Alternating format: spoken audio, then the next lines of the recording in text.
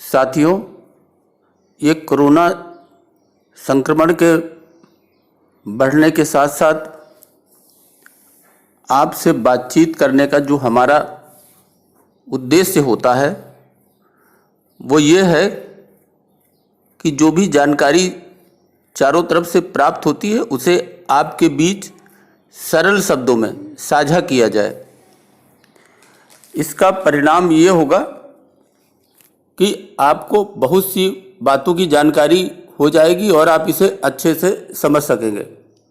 साथियों, हम बात इसी जानकारी के आधार पर करेंगे और सरल भाषा में मोटे तरीके से करेंगे ताकि आपको अच्छे से ये बात समझ में आ जाए। साथियों, आपने निमोनिया का नाम तो आपने सुना होगा। ये साथियों, अगर मोटे तरीके से बात करें तो ये जो कोविड का वायरस है, ये सांस नली के रास्ते से जब फेफड़ों में पहुंचता है तो वहां पर एक प्रकार का निमोनिया बनाने लगता है। और साथियों, यही निमोनिया जाकर के बाद में जानलेवा साबित होता है। तो आप अगर सरल और मोटे भाषा में समझें तो ये कोविड नाम के वायरस से फेफड़ों में उत्पन्न निमोनिया ही है, जो भारी मात्रा में संक्रमित हो रहा है व्यक्ति, और उनमें से कुछ कमजोर व्यक्तियों की मृत्यु भी हो रही है। और आपने देखा होगा कि यही कारण है कि लोगों को सांस लेने में तकलीफ होती है और इसके लक्षण भी निमोनिया से मिलते जुलते होते हैं। साथियों, अगर हम सरल शब्दों में कहें तो जब फेफड़ों में संक्रमण बढ़ने लगता है, निमोनिया बढ़ने लगता है, तो आपको सांस लेने में दिक्कत होती है। आप इसे घर पे भी देख सकते हैं। आप सुबह उठ करके आराम से बैठ करके अपनी सांस को रोकें और आप देखें आप कितने सेकंड सांस रोक सकते हैं। साथियों, ये सांस रोकने की जो आपकी ताकत है, ये समय अगर तेजी से घटने लगे तो आप ये समझ लीजिए कि आपके फेफड़ों पे निमोनिया का संक्रमण पहुंच चुका है। दूसरा साथियों, आपके खून में, चूंकि आपके फेफड़े ठीक प्रकार से काम नहीं कर पाते, खून में ऑक्सीजन नहीं पहुंच पाते, इसलिए आपके खून में ऑक्सीजन की मात्रा घटने लगती है। साथियों, ये बड़ी आसानी से आप ऑक्सीमीटर, उससे आप जांच कर सकते हैं कि आपके खून में ऑक्सीजन की मात्रा घट रही है, और अगर घट रही है तो आप ये समझ लीजिए कि आपके फेफड़ों पे निमोनिया पहुंच चुका है, फेफड़े आपके संक्रमित हो चुके हैं। साथियों, ये कभी कभी बीपी भी कम करने लगता है, इसलिए आप अगर बीपी मशीन से अपना बीपी नियमित चेक कर रहे हैं और वो कम होने लगे तो आप ये अनुमान लगा सकते हैं कि संक्रमण आपके फेफड़े तक पहुंच चुका है। और साथियों, यदि संक्रमण आपके फेफड़े तक पहुंच चुका है, कोविड आपके फेफड़ों तक पहुंच चुका है, उसने निमोनिया बनाना शुरू कर दिया है, तो आपके सीने में भारीपन भी महसूस होगा। और इस वायरस की वजह से अगर आपको बुखार है तो ये बुखार बना रह सकता है। इसके लिए आप थर्मामीटर से इसकी जांच कर सकते हैं।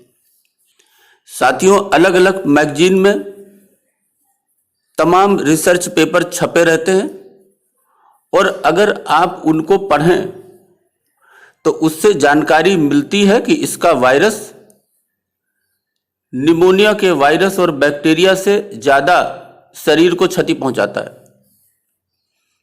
साथियों, इसका निमोनिया सामान्य निमोनिया के मुकाबले इसके वायरस की फेफड़ों में विस्तार की रफ्तार धीमी भी होती है, लेकिन यह शरीर के कई अंगों को बुरी तरह क्षतिग्रस्त करता है। साथियों, एक पत्रिका है नेचर, उसमें छपी इस अध्ययन रिपोर्ट के अनुसार कोरोना का वायरस फेफड़ों में बड़ी तेजी से संक्रमित करने के बजाय छोटे छोटे क्षेत्र में, छोटे छोटे एरिया में जो इम्यून सेल हैं उन पर कब्जा कर लेता है और श्वसन तंत्र में धीरे धीरे कई दिनों तक फैलता रहता है। साथियों, कभी कभी इस काम में तो हफ्तों का समय लग जाता है। साथियों, रिसर्च पेपर ये कहते हैं कि कोरोना का संक्रमण धीरे धीरे फैलकर शरीर में तेज बुखार बनाए रखने के साथ रक्तचाप भी धीमा कर देता है। साथियों, अगर आंकड़े की माने जो छपते हैं तो इस साल कोविड-19 की वजह से निमोनिया से होने वाली मौतों में 75% की बढ़ोतरी हो सकती है। इसका कारण यह है कि निमोनिया कोविड-19 के सबसे कॉमन लेकिन बेहद गंभीर जटिलताओं में से एक है, जो फेफड़ों के अलग अलग हिस्सों को या पूरे फेफड़े को एक साथ प्रभावित कर सकता है।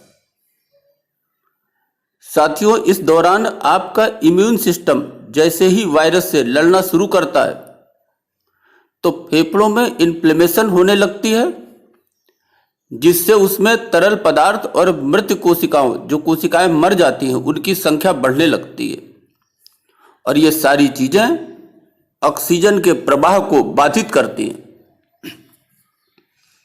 जिससे खांसी और सांस लेने में तकलीफ जैसी समस्याएं शुरू हो जाती हैं और कोविड-19 संक्रमण से पीड़ित मरीज को निमोनिया भी हो जाता है। साथियों, कई बार कोविड-19 निमोनिया के मरीज में एक्यूट रेस्पिरेटरी डिस्ट्रेस सिंड्रोम यानी ARDS ये भी हो जाता है और ऐसे लोगों को सांस लेने के लिए मैकेनिकल वेंटिलेशन इसकी भी जरूरत पड़ती है। 60 साल से अधिक उम्र, मोटापा, डायबिटीज, हार्ट के मरीज, किडनी व लीवर संबंधी बीमारी से जो पीड़ित हैं, ऐसे मरीज हाई रिस्क जोन में, ऐसे मरीजों में कोरोना निमोनिया का रूप ले लेता है, जो कि ARDS में परिवर्तित हो जाता है, जो गंभीर स्थिति है। साथियों, सीवियर निमोनिया से DIC की स्थिति निर्मित हो जाती है, जिसमें खून की नलियों में थक्के जम जाते हैं। इससे BP कम होने के साथ दूसरे अंग भी काम करना बंद कर सकते हैं। साथियों, वैसे तो निमोनिया आमतौर से नज़ला या इन्फ्लुएंजा से शुरू होता है, जिसके बाद बीमारी का फेफड़ों में पहुंचने की आशंका होती है। लेकिन अगर निमोनिया इस वायरस की वजह से हुआ है तो शुरुआती दिनों में इसके लक्षण इन्फ्लुएंजा जैसे होंगे। उसके बाद खांसी में इजाफा होता है, बलगम बढ़ जाता है, बुखार में भी बढ़ोतरी होती है, सांस लेने में दुश्वारी शुरू हो जाती है। बैक्टीरिया से होने वाला निमोनिया शरीर के तापमान में इजाफा करता है, जिसकी वजह से पसीना ज़्यादा आता है। ठीक उसी तरह सांस लेने में परेशानी भी होने लगती है। डॉक्टर शुरू में सीने का एक्सरे कराने का सुझाव देते हैं, जिससे फेफड़ों के बारे में सही जानकारी सामने आ सके। इसके साथ साथ वो इसका CT स्कैन करके भी फेफड़ों की स्थिति का पता लगाने की, निमोनिया का पता लगाने की कोशिश करते हैं और उसके बाद उपचार शुरू करते हैं। तो साथियों, ये आपको जानकारी जो मुझे हुई वो आपके साथ मैंने साझा की। आप इसको ध्यानपूर्वक समझें, अपना बचाव करें, अपनी इम्यूनिटी बनाए रखें, ये आपके लिए सबसे बेहतर होगा। साथियों, लोग तो इस बात का भी राय देते हैं कि तो जो पतंजलि की कोरोनिल की जो किट है, जिसको कोरोना वायरस से लड़ने के लिए कहा जाता है, साथियों ये किट लड़े या न लड़े इस बात पर विवाद हो सकता है, लेकिन ये सच है कि अगर आप इस किट का नियमित रूप से उपयोग करेंगे तो इसके कोई साइड इफेक्ट नहीं होंगे। लेकिन इतना निश्चित है कि आपके शरीर की इम्यूनिटी बढ़ेगी और आप वायरस के संक्रमण से बहुत हद तक अपने आप को बचाए रख सकते हैं। साथियों, इस बात को आप ध्यानपूर्वक समझें, अपना बचाव करें, विटामिन C का नियमित रूप से इस्तेमाल करें, ऐसे खाद्य पदार्थ लें जिसमें विटामिन C हो, अपनी इम्यूनिटी बढ़ाएं। अभी के लिए बस इतना ही। धन्यवाद।